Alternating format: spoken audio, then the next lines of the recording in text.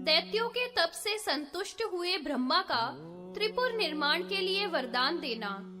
ऋषि बोले, हे सूत जी, आपने सृष्टि की रचना को कहा और अब हमें कहो कि ब्रह्मादिक देवता सहज पशु कैसे कहलाए और कैसे तैयार हुए।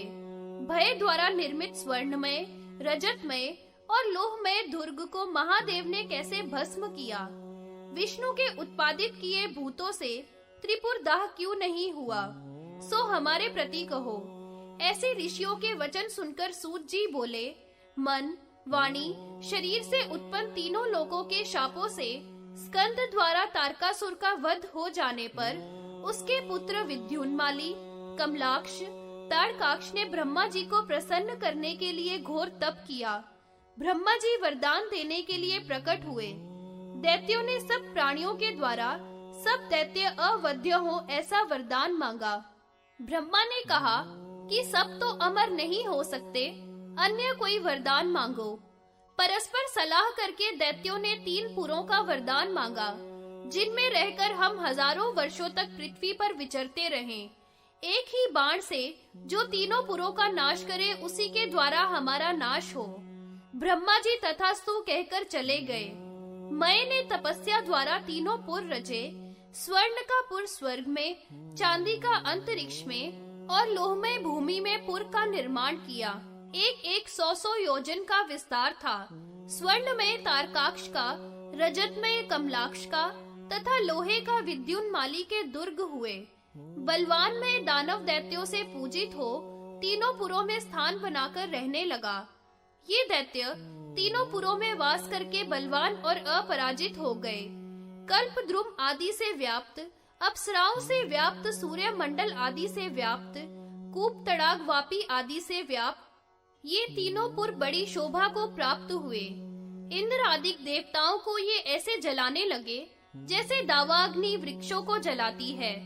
देवता दुखी होकर के विष्णु भगवान की शरण में आए। नारायण भगवान ने विचार किया कि देव कार्य के लिए क्या कार्य करना चाहिए। उन्होंने यज्ञ मूर्ति भगवान का स्मरण किया और देवताओं से कहा कि यज्ञेश्वर भगवान का स्मरण करो, इससे तीनों पुरों का नाश होगा और जगत की विभूति बढ़ेगी। फिर भगवान बोले, संपूर्ण प्राणियों को मारकर, अन्याय से भोग कर, जलाकर यदि महादेव का पूजन कर दे तो वे इतने पापों का फल नहीं भोगता और निष्पाप हो जाता है। निष्पाप को नहीं मारना चाहिए, पापी का वध करना चाहिए, इसमें संदेह नहीं। लिंग की अर्चना करने के कारण ये पापी असुर वध नहीं किए जा रहे हैं। ऐसा कहकर विष्णु भगवान ने हजारों भूत गणों को उत्पन्न किया। तब विष्णु ने उनसे कहा कि हे भूतों, इन तीनों पुरों को जलाकर भस्म करके फिर पृथ्वी तल पर तुम आओ। वे भगवान को प्रणाम करके वहां गए और जैसे अग्नि में शलभ नष्ट हो जाते हैं वैसे ही भस्म हो गए। दैत्य बड़े प्रसन्न हुए और नृत्य करने लगे। इंद्र आदि देवता दुखी हुए और भगवान की शरण में आए। भगवान ने पुनः विचार किया कि त्रिपुरवासी दैत्य महापाप करके भी रुद्र का अर्चन करते हैं, इससे ये निष्पाप हो जाते हैं। इनके कार्यों में विघ्न होना चाहिए, तब इनका नाश होगा। ऐसा विचार कर मायामयी पुरुष और उसका शास्त्र भगवान ने उत्पन्न किया। उस मायावी पुरुष को तथा षोडश लक्षण वाले शास्त्र को देखकर सभी मोहित हो जाते हैं। वह वर्ण आश्रम आदि धर्म से रहित तथा श्रुति स्मार्त से विवर्जित है। वह दैत्यों के पुर में गया। दैत्य उससे मोहित होकर श्रुति स्मार्त को छोड़कर उसके शिष्य बन गए। महादेव शंकर को त्याग दिया। स्त्रियां पति को त्याग कर स्वच्छंद विचरने लगी। लक्ष्मी आदि जो तपस्या से प्राप्त की थी वे त्याग कर बाहर चली गई। स्त्री धर्म नष्ट हो जाने पर दुराचार फैल गया। तब विष्णु भगवान देवताओं के साथ महादेव जी की स्तुति करने लगे। हे महेश्वर, हे देव, हे परमात्मने, आपको नमस्कार है। इस प्रकार प्रार्थना करके जल में स्थित भगवान रुद्र का जप करने लगे। देवता भी स्तुति करने लगे। हे प्रभु, आप ही पुरुष हो, आप ही प्रकृति हो, योगियों के हृदय कमल में आप ही विराजमान हो। अणु से अणु तथा महत से महत आप ही हो। श्रुतियों के सार आप ही हो। तुम ही दैत्य, सुर, भूत, किन्नर, स्थावर, जंगम आदि की रक्षा करने वाले हो। स्थावर जंगम सब आपका ही रूप है। जैसे समुद्र में तरंग समूह परस्पर टकराकर वही नष्ट हो जाते हैं, वैसे ही संपूर्ण जगत आप में ही उत्पन्न होकर आप में ही लय हो जाता है। सूत जी कहते हैं कि इस स्तोत्र को प्रातः काल पवित्र होकर सुने या पढ़े, उसकी सभी कामना पूर्ण हो जाती है। तब स्तुति से प्रसन्न हो नंदी पर हाथ रखे हुए शंकर जी प्रकट हुए और बोले, हे देवताओं, मैं त्रिपुर के दाह का उद्योग करूंगा। इसी अवसर पर देवी वृषध्वज शंकर से कहने लगी, हे प्रभो, सूर्य की प्रभा के सदृश कांतिवान षडमुख को खेलते हुए देखिए। वह क्रीट, मुकुट, कुंडल आदि से सुशोभित है। नुपुर, किंकणी आदि सभी स्वर्ण के आभूषणों से युक्त है। पुष्प के हारों तथा आभूषणों से सुशोभित है। मुक्ता फल के हार से भी युक्त है। इसके मुखों के समूह को देखिए, कितने सुंदर हैं। अंजन कितना सुंदर लगा है। इस प्रकार के षडानन के मुखार विंदों को देखकर महादेव जी तृप्त होते भये। स्कंद का आलिंगन करके तथा चुंबन करके शिव जी नाचने लगे। इन्हीं के साथ सब नाग, देवता और गण नाचने लगे तथा फूलों की वर्षा करने लगे। इसी अवसर पर कुंभोधर नाम का असुर देवताओं को ताड़न करने लगा। देवता हाहाकार करके भागने लगे। मुनि योग विधि बलवान है ऐसा कहकर ओम नमः शिवाय का उच्चारण करने लगे। तब नंदीश्वर शूल हाथ में लेकर वृक्ष पर चढ़े हुए वहां पहुँचे। नंदी को देखकर कुंभोदर और उसके गण सिर से प्रणाम कर प्रार्थना करने लगे। आकाश में नंदी पर पुष्प वर्षा होने लगी। वृक्ष की पीठ पर फूलों से ढके इस प्रकार शोभा पा रहे हैं जैसे तारागणों के बीच में चंद्रमा। उन्हें देखकर इंद्र आदि देवता स्तुति करने लगे। रुद्र जप में तत्पर रुद्र भक्त, हे नंदी, आपको नमस्कार है। रुद्र भक्त के दुखों को दूर करने वाले, आपको नमस्कार है। कूष्मांड गणों के नाथ, योगियों के पति, आपको नमस्कार है। सर्वज्ञ, सबके दुखों को दूर करने वाले शरण्य, वेदज्ञ, वेदों से जानने योग्य, आपको नमस्कार है।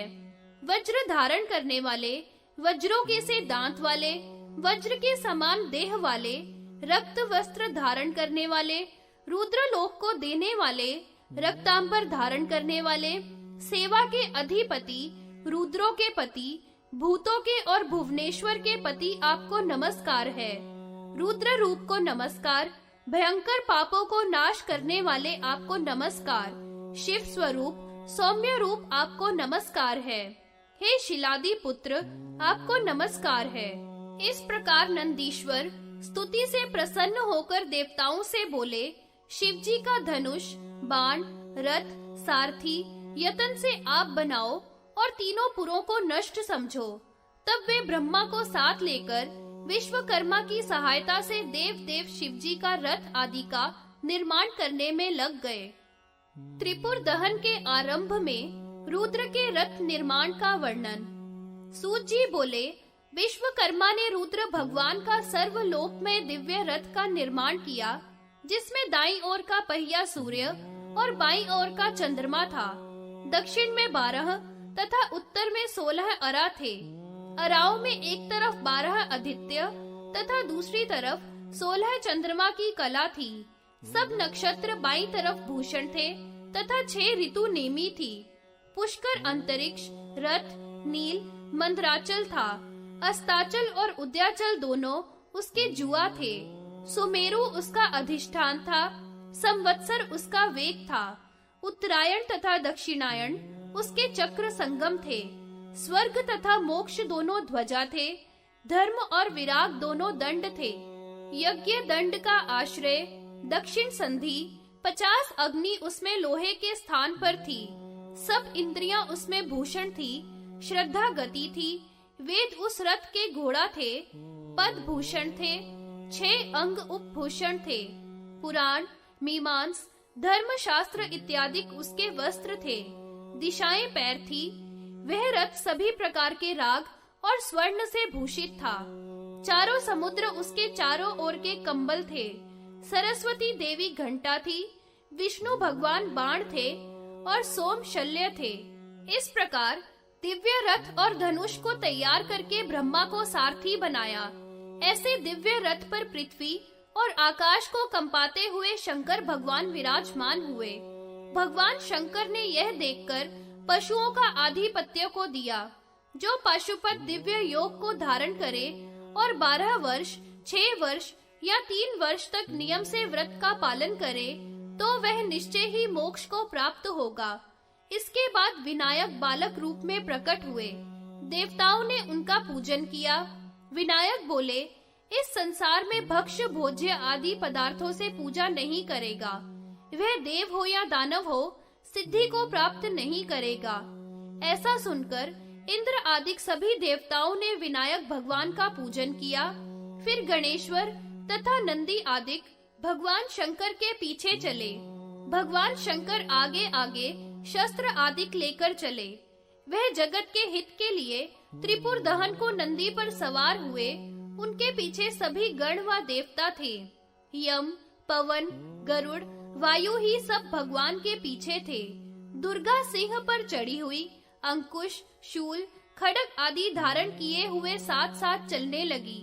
शिवजी पर फूलों की वर्षा होने लगी और देवता जय जयकार करने लगे।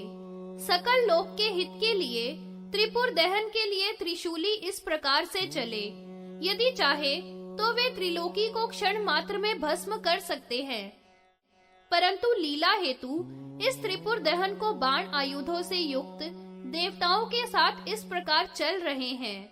तब महादेव के धनुष तानने पर तीनों पुर एक साथ इकट्ठे हो गए।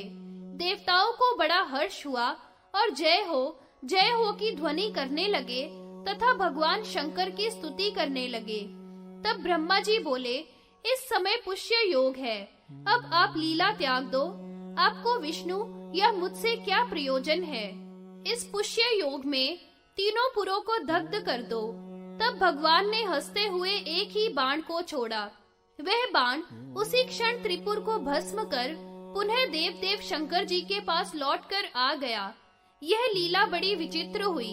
इसको देखकर सभी देवता एवं विष्णु आदि सभी स्तुति करने लगे। ब्रह्मा ने कहा, हे देव देवेश्वर, आप प्रसन्न होइए। 5 आपके भयंकर मुख हैं। आपका कोटि सूर्य के समान तेज है। रुद्र रूप हो, आप ही अघोर रूप है। शिव रूप भी आप ही हो, आपको नमस्कार है। आप सहस्त्र शिर तथा सहस्त्र पाद वाले हो। हे अघोर, हे वाम, हे तत्पुरुष, आपको नमस्कार है। आपकी स्तुति हे नाथ कौन कर सकता है? देखने मात्र से ही आप तीनों पुरों को दग्ध करने की क्या तीनों लोकों को भी लय कर सकते हो। हे देवेश, आपका दिव्य तेज कहाँ और हमारी लघु स्तुति को भी सामर्थ कहाँ? तो भी हमारी भक्ति से पुकारते हुओं की आप रक्षा करो। सूत जी कहते हैं कि ब्रह्मा के द्वारा की गई स्तुति के स्तोत्र को जो भी पढ़ता है वह सब प्रकार के बंधन से मुक्त हो जाता है। तब शिवजी ब्रह्मा से प्रसन्न होकर पार्वती जी की ओर देखकर बोले, हे ब्रह्मा, मैं तुमसे प्रसन्न हूँ, वरदान मांगो। ब्रह्मा बोले, हे देवेश, हे त्रिपुरारी, आप में मेरी भक्ति हो और मेरी भक्ति तथा सारथी पने से आप प्रसन्न हो। तब भगवान विष्णु भी सांब सदा शिव की हाथ जोड़कर वंदना करने लगे और बोले कि हे देवेश, आप में मेरी दृढ़ भक्ति हो, आपको बारंबार नमस्कार करता हूँ। सूत जी कहते हैं कि इस प्रकार ब्रह्मा विष्णु आदि की स्तुति से प्रसन्न हुए त्रिपुरारी पार्वती सहित अंतर ध्यान हो गए। देवता भी विस्मित हुए, प्रणाम करके अपने अपने लोक को चले गए। त्रिपुरारी का यह ब्रह्माकृत स्तोत्र देव कार्य एवं श्राद्ध कार्य में पढ़ेगा या सुनेगा वह ब्रह्म लोक को प्राप्त होगा। मानसिक, कायिक, वाचिक, स्थूल, सूक्ष्म आदि सभी पापों से इस अध्याय को पढ़कर सुनकर मनुष्य पवित्र हो जाएगा तथा कोई भी बाधा एवं रोग नहीं सताएगा। उसे धन, आयु, यश, विद्या अतुलनीय प्राप्त होंगे।